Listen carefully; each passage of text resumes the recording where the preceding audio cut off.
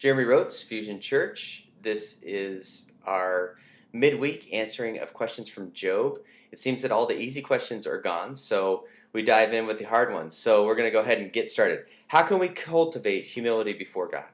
Well, in the book of Job, you get a high view of God's sovereignty, is how we refer to it theologically speaking. What it means is that we see God in Job enacting his will on the earth in a way in which he knows the future, he knows the past, he is all knowing. And so, with that view of God, we can't help but walk away humbled.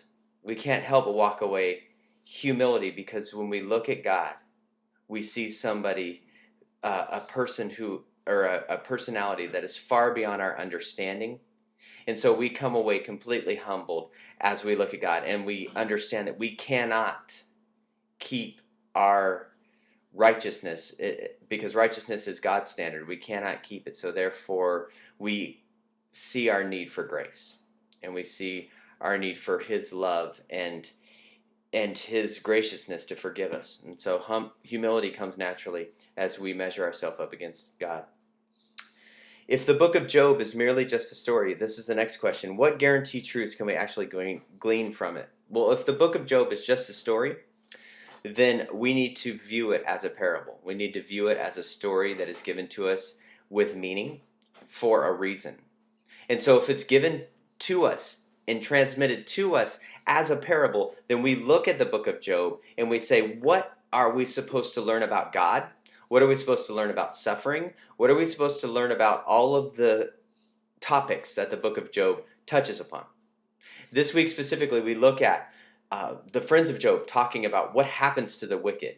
And we look at the world around us and see that the wicked don't always get what they deserve. They don't always experience justice. And so we can look at that and we start to measure what this older view of the world looks like versus against Job going, no, the wicked prosper sometimes and the innocent suffer. And so those things that we can observe, those we know are truths that are represented in the world around us.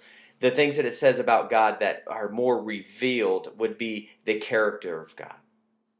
The things that the characters are going to say specifically about the God that we worship, the God that is represented in Christianity and ultimately in the person of Jesus. Those are the revealed truths that can come through the book of Job, even if it is coming through a story, because Jesus taught in various parables in his time here on earth.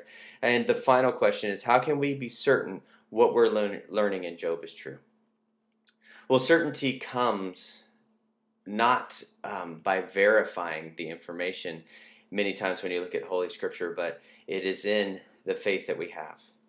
Do we believe in the God that is transmitted in Scripture? And if we do, he is the guarantor of the truth therein. We believe that God guided the process that gave us the canon. So there is a large element of faith in believing all the things in there are true. And so we can't be certain, but we can have faith that these things are true. And we know that many times when we look at these truths, they're tested. And so we can know that God guided this process that gave us the Scripture.